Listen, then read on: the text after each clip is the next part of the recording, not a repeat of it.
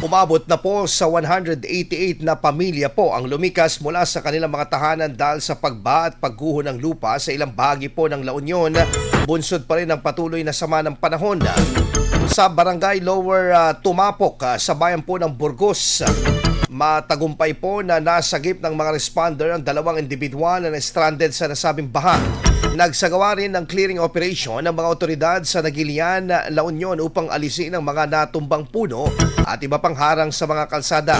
Patuloy namang minomonitor ng mga Disaster Response Agency at lokal na pamahalaan ng mga lugar na lantad sa pagbaha at landslide habang nakaantabay naman ng mga rescue teams para sa posibleng karagdagang paglikas.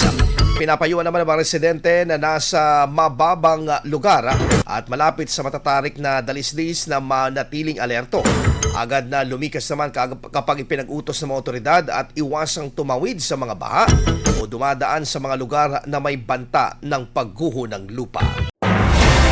IFM News. IFM News. IFM News.